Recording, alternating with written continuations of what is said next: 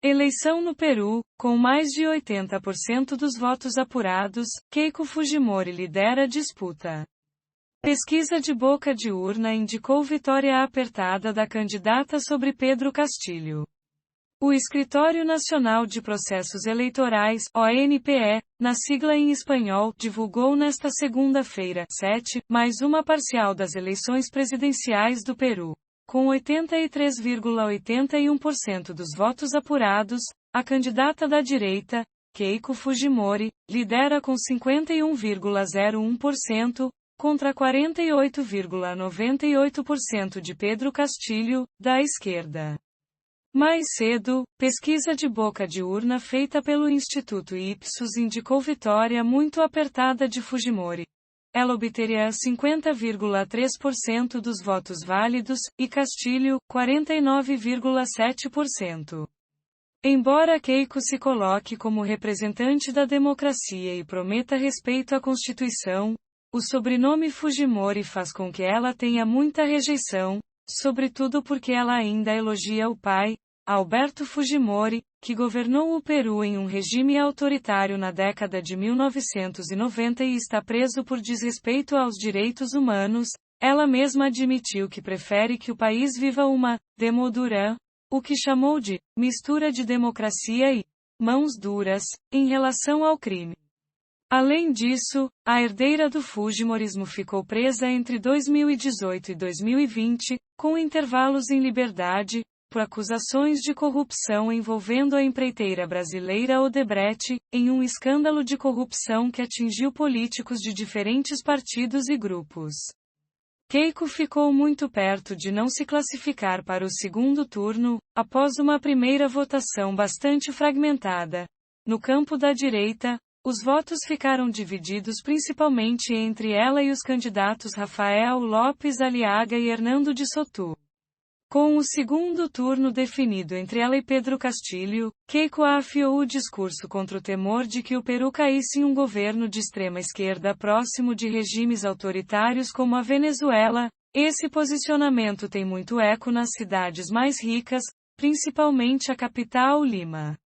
Keiko inclusive conseguiu apoio do escritor Mário Vargas Llosa, que concorreu contra Alberto Fujimori em 1990 e representava um dos maiores nomes da oposição ao Fujimorismo. O vencedor do Nobel de Literatura defendia que uma vitória da direitista seria a chance de o Peru permanecer um país democrático, citando o que classificou como risco de arroubos autoritários às propostas de Castilho.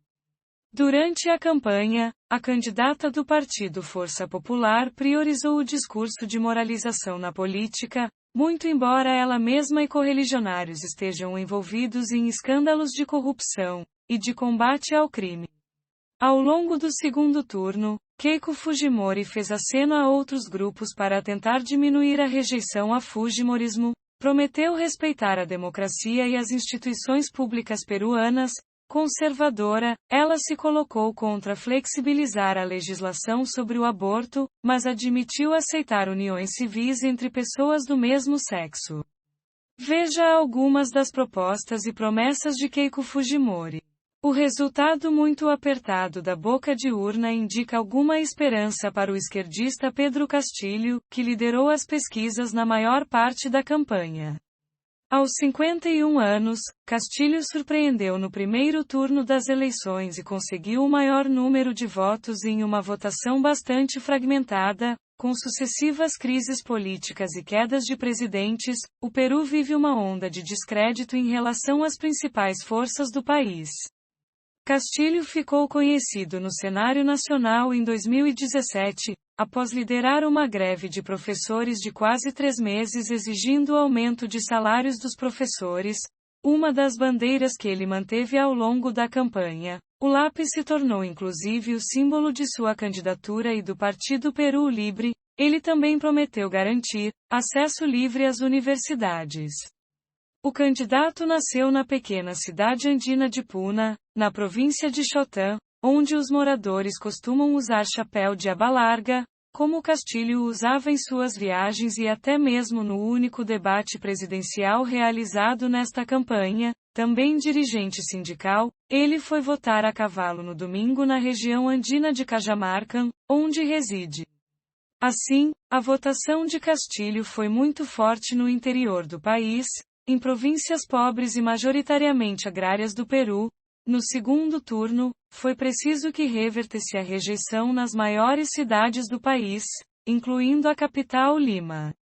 Castilho ficou marcado por posições polêmicas no início da campanha, chegou a prometer desativar o Tribunal Constitucional, a mais alta corte do país, porque afirma que ela defende a grande corrupção. Ameaçou também fechar o Congresso, se os parlamentares não aceitarem seus planos.